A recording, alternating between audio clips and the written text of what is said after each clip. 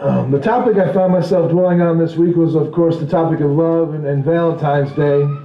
And it was one of those funny, ironic things that kind of goes around in my head, because as I think about the congregation that we have here and the members, it's kind of ironic that a 37-year-old would try to teach a bunch of more seasoned members of the community on the idea of love. While Julian and I have been married for 15 years, which by the worldly standards is a pretty good number. We've already beat the average, and we're trying to, push it back on the other side. We look at people like Kenny and Ada, who've been now married for almost going on 63 years, which is quite an amazing number. I'm thinking about the amount of experience that we have in this congregation, from the experiences that we have on the idea of love and marriage. What is it about us that the world sees when we think of love?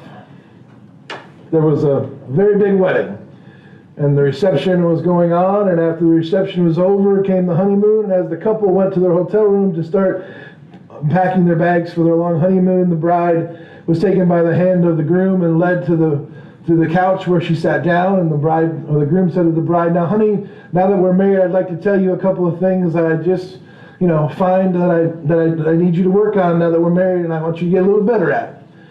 And the bride kind of took this in stride and very, very calmly and easily said to the groom, "Well, of course, honey, that's part of the reason why I only got the husband that I got in the first place."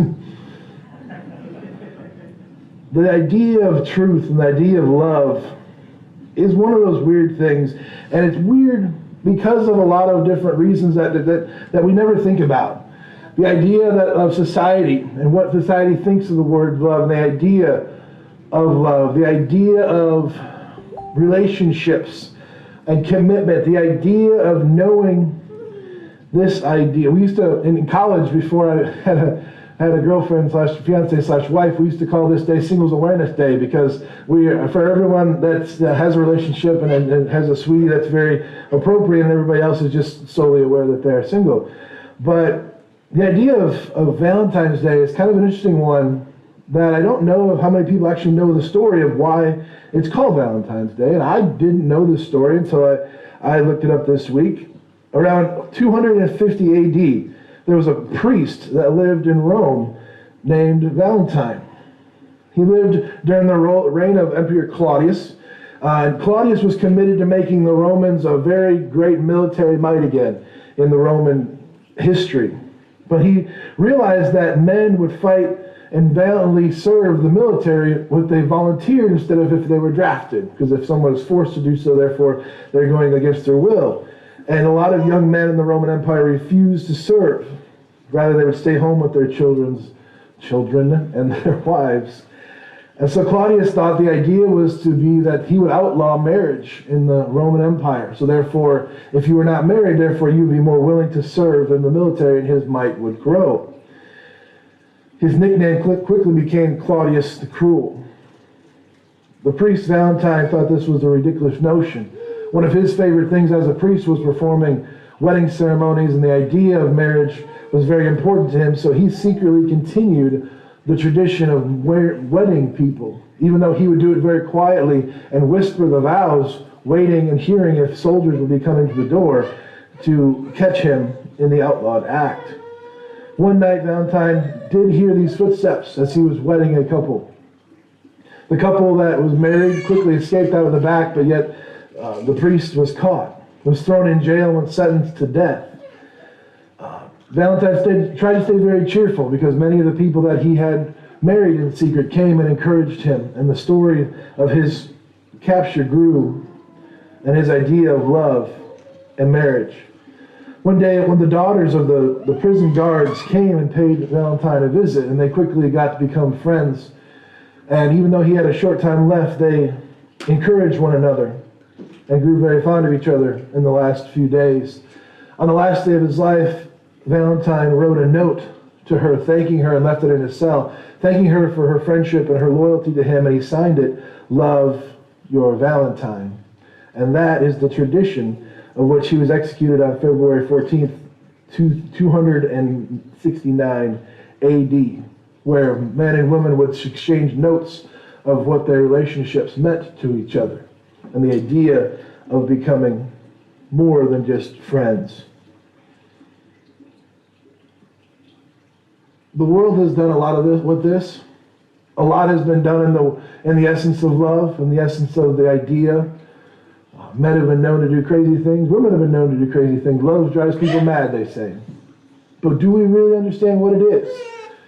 What it's supposed to be? Or are we kind of tainted by the idea of what the world has for us? In his book, psychologist Kevin Leman tells a story of a young boy that went over to his neighbor one day.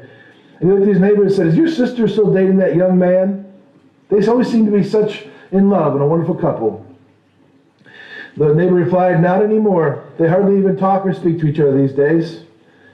The little boy said, "Oh, I'm sorry to hear that. I'm so sorry that they broke up." And the neighbor replied, "No, they didn't break up. They got married."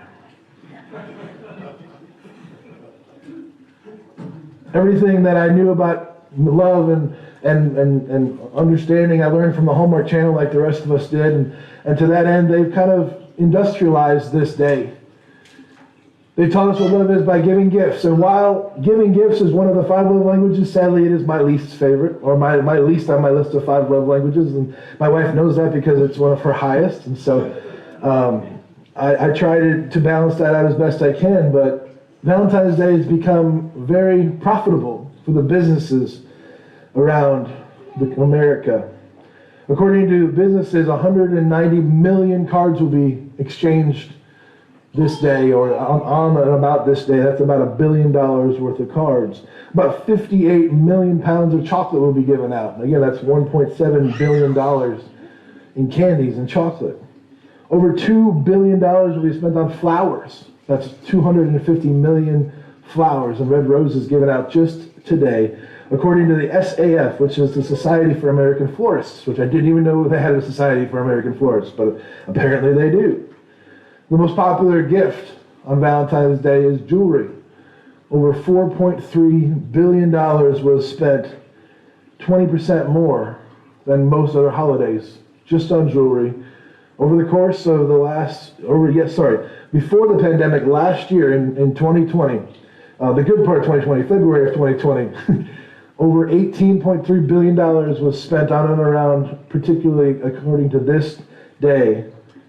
That averages to $136 a person.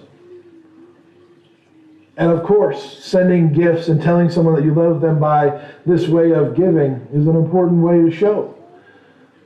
But then again, my daughter got a Valentine's Day this year. She was going to get one in school, but school was canceled on Thursday, so a gentleman showed up where she was on Thursday and delivered her with a balloon and 2 little toy dolls, and she was very grateful. And so that kind of got me thinking that I would have to have a talk with this young gentleman sooner rather than later about the idea of what it really meant to have a Valentine's Day as a 6-year-old. But you appreciate the notion, the idea that I appreciate you, I care for you, you're in my life, I love you. 1 John 4 talks about the idea of love. Specifically in verses 7 through 12 it says, "Beloved, let's love one another. For love is of God, and everyone who loves has been born of God and knows God. The one who does not love does not know God, because God is love. By this the love of God is revealed in us, that God has sent his only Son into the world so that we might live through him.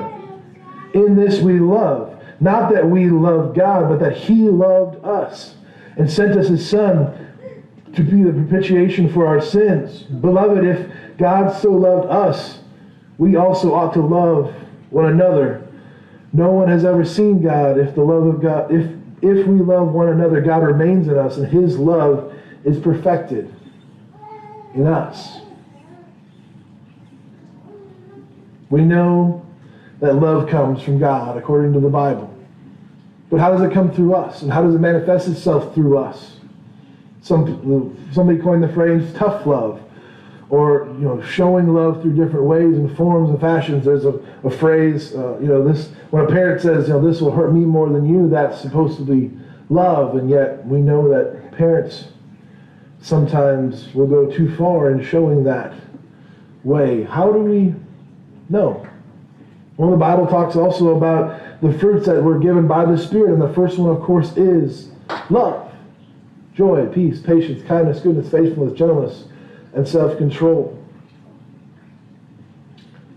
But God in his infinite wisdom did not leave us without a definition of what love is. Surprisingly, this phrase in 1 Corinthians 13 has been used in wedding ceremonies, but it's not quite particularly made for wedding ceremonies. It's talked about in a bigger picture here. We sometimes get lost in, that's just good for when someone gets married. No, this is what God left us as the description of what love is. The idea in 1 Corinthians 13 about love, verses 4 through 8, being patient, about love being kind. It does not envy. It does not boast. It is not proud. It is not rude. It is not self-seeking. It's not easily angered. And it keeps no record of wrong. That love does not delight in evil, but rejoices with the truth, because it always protects, and always trusts, and always hopes, and always perseveres. And the fact that love never fails is an idea that God left us to say, this is what true love is, because this is what my love is. As a society, as a whole, as an individual, I look at that list. As a man, as a human being, I say, where am I good at that list? Where do I excel? What qualities do I have that are right up there with God's? And hopefully I'm honest with myself to realize that none of them are on par with God. I'm better at some than others, and I glorify God that he has taught me in those ways to be patient or kind or not rude. But yet that entire list is the idea that makes up what God is. Because then the Bible talks about the fact that God is love, and these are the qualities that he is trying to teach us. And we should be trying to emulate. Love does the right things for the right reasons. And the idea that it always perseveres and comes through because it's perfected by him and not our selfish motivations, or by the idea that we want to show somebody something that isn't there. God is always real. God is always alive in us. Love has a certain attributes that comes across to us. And the Bible talks about that. What good is it, my brothers, if you see a brother that's hungry and don't feed him, or naked and doesn't clothe him? What good does it do? How are you showing that person love? It's very humbling when the only two commands that Jesus condenses the law and the prophets to are love God and love others. Probably means we need to understand the idea of love a little bit better. Real love stands the test of time. Shown, of course, by the length of our marriage or by our relationships or our perseverance, but also just by how much we can keep friends, how much we can endure each other through bodies and communities. It takes love to be a member of a church, because a church is full of broken people that have sin in their lives, and it will on occasion butt heads and clash against one another. And those attributes about not remembering wrongs. And if you're married, you know that it's hard when you've been wronged by a spouse, or when someone that you care for and love deeply has wounded you. God talks about those ideas. And hopefully we get it right as a community. But sometimes we fall short in our relationships. Sometimes we're not looking at the right source for what love truly is. There was a young man who was deeply in love, but he was in a long-distance relationship with his sweetheart. And at the last minute on Valentine's Day, the girl demanded that he jump on a plane and come see her for Valentine's Day to prove his love. Because you see, the young man was deathly afraid of flying and knew it would take every ounce of his love to get him on a plane to come to see her. So he did. He bought a ticket, and he got on a 3-engine TriStar plane to go see his sweetheart. And about halfway through the flight, the pilot comes on the intercom and says, "This is your captain speaking. Ladies and gentlemen, I feel I ought to inform you that one of the 3 engines has failed on our plane. But don't be afraid. It flies just fine on the other 2. But we'll be about 30 minutes late." The young gentleman had his resolve. He was already on the plane. He couldn't go back now, so he just stick with it and see where to go from here. About 20, 30 minutes later, the captain came over the intercom again. He said, "This is your captain speaking. I regret to inform you that we've now lost our second engine on our plane. I reassure you that the plane still flies good with one engine, but sadly, due to losing two, we will now be about 3 hours short of our destination. Please, we'll turn the cell phone ringer on, call someone if you need to let them know you'll be late for your flight." And the young man, knowing that he came in on a red eye and will miss the deadline to come in for Valentine's Day, calls his sweetheart that's waiting for him and says, "My dear, I'm sorry. I tried to keep my promise that I told you. We've already lost two engines and we're going to be about 3 hours late. But that's not the worst part. The worst part is I'm afraid if we lose the third engine, we're going to be up here all night."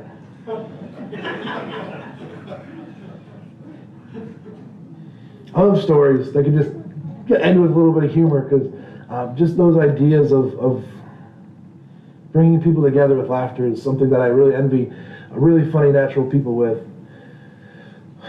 Because it's great to laugh together, and it's great to enjoy each other's company. And when God talks about this idea of love, this idea of believing, this idea of coming together, it's an amazing thing. 1 John 5, everyone who believes that Christ, or that Jesus is the Christ, has been born in God, and everyone who loves the Father loves the children born of him. By this we know that we love the children of God, when we love God and follow his commands. For this is the love of God, that we keep his commandments, and his commandments are not burdensome. For whoever's been born of God overcomes the world, and this is the victory that has overcome the world, our faith. Our faith in knowing that we put our hope in God, and in the trust and the idea of love, and the idea of emulating what it means. And the commandments that he lays out through the apostles are quite easy, and even some of it, if you consider Paul an apostle or not, there's this idea that comes from relationships. Because God talks about his love for his people in terms of a marriage relationship, which is quite a beautiful thing, but yet in our society, that's a really dangerous thing. I was debating with my dad the other day about what the divorce rate was, and sadly, actually happily, I was wrong. I thought it actually had gone down. It had actually gone up, which is a good thing. The average marriage in the United States is about 8.2 years right now, which it did dipped into the sevens for a long time, and hopefully it is on the rise because marriages are lasting and prolonging themselves. But yet, if we look at the idea of just marriages in the United States, we see a very flawed view of what God did for his people. And we see that because when we look at the scriptures and the words of Ephesians 5, we see this phrase, "Husbands, love your wives just as Christ loved the church and gave himself up for her to make her holy, cleansing her by the washing of the water through the word, and to present her to himself as a radiant church, without stain, without wrinkle, or any blemish, but holy and blameless. In the same way, husbands ought to love their wives as their own body. He who loves his wife loves himself. After all, no one ever hated his own body, but they fed and cared for their body, just as Christ does for the church. For we are many members of his body. For this reason, a man will leave his father and mother and be united to his wife, and the two will become one flesh. This is a profound mystery, but I'm talking about Christ and the church. However, each one of you must also love his wife as he loves himself, and his wife must respect her husband." This idea of knowing the love that God has, that Christ had for the church by going to the death, is summed up here in a marriage relationship. But yet, how many times do we look at marriages that have fallen apart? Or people tell us that this is the correct way to do a marriage or relationship, a this or that in this world, in this society, and say, that's not what I read in the scriptures about how to prolong, how to endure, how to have a loving relationship. You see, the words there in Ephesians says that a love of a marriage of a husband and wife is a sacrificial marriage. He sacrifices himself to keep his wife pure, or therefore Christ sacrificed himself to keep the church and give it to herself. Sacrificial love is something that I believe is missing because of how self-centered we are in society. There's a beautiful story I read about a husband and wife that had lost their jobs. A husband had lost their job, and instead of complaining about it, he did something very special. You see, his wife was very sick, and so for a present for Christmas that year, he gave his wife a dishwasher. You have to understand the magnitude of the gift. In their old house, it was originally wire and plumbing, and so therefore it would need an entire upgrade in order for the installation to occur. There was no spot in the small kitchen for a large appliance, and they would never be able to meet the mortgage payments over the next 6 months if they were to buy this. And Dad hated doing dishes rather than anything else. It wasn't his lot in life. But Mom had undergone major surgery, so for Christmas, he left a small note on the Christmas tree that wrote, "For 1 year, I will wash all the dishes in the household, every single one." Doing what he hated because he knew that his wife couldn't perform that task for a while because of her injury. Is sacrificing and putting her above his needs. God talks about love and the fact that love is sanctifying. Now, we can't do what Christ did for the church by sanctifying the church and making her holy and blameless, but yet we can sanctify or lift up or try to keep holy our spouses by looking after their spiritual needs, by giving of ourselves and caring about the needs, and especially for the men, the congregation, being the spiritual leader of the household and understanding that she needs us to be strong as the church is meant to endure. And God talks about love and the marriage relationship as a sensitive love, as an awareness of your other spouse and a wholeness. Husbands ought to love their wives as they love their own bodies, taking care of them, providing for them, loving for them in the way that God has shown us is appropriate. In the book, His Needs, Her Needs, Dr. Willard Hartley lays out 5 things that wives need. And I'm going to read this because I don't know these 5 things, but I read them in a book, and so I want to show you to you really quick. The 5 things that he says wives need are affection, conversation, honesty, security, and commitment. Affection. Women need to know that they are taken care of and prioritized. Conversation. Women need to hear you and talk to you and understand that the relationship has to be met with words. Open and honesty. She must trust you completely. Financial security. She must feel like she is provided for. And in commitment, she must know that you prioritize the family over other things. These 5 needs are said by him to be a common trait among women, and I can't speak to that nature as a man, but I can also know that when men of God listen to the Word of God, internalize what the message of love is as God understands it, and not as the world tells us it is, or as that we try to make it out to be, or as easy as we can make it, or just as simple as we can do it to keep our marriages alive. Those are the relationships that endure. Those are the relationships that stand the test of 63 years, or however long it is that we get to be blessed by loving our spouse. But to a larger extent, love extends to the people around us, not just our spouses, but our relationships, our marriages, our families, our churches, our communities. We show love to the people around us by internalizing what God says is love. And when we shortchange the message of God, we shortchange what we are doing when it says love others. Because if we love God with all of those things in that list, but yet our brothers, we can't be patient. If we can't forgive, if we can't be kind, if we can't not be rude to someone who is rude to us, then we're only meeting the criteria of what God asks for us halfway. And we're selling short the message that says, love God, love others. And it's so easy to do in our society. It's so simple to be self-centered. But love is not self-centered. It's not easily angered, and it keeps no records of wrong. And it doesn't delight in evil, but rejoices with the truth. And the truth always comes from God.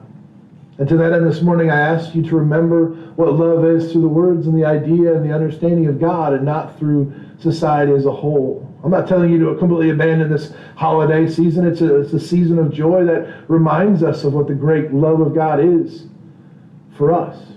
Not the fake one with the Cupid and the bows and the arrows and the things, but the idea that love never fails and is personable, and it makes the world go round because God is love. And I want to help you in any way I can. This church is built on a principle of leading people to God. And if there's anything that we can do and I can do to help you understand that in your relationships, in your personal life, or in your internalization of how you love God, please let us help you any way we can as we stand up and we sing.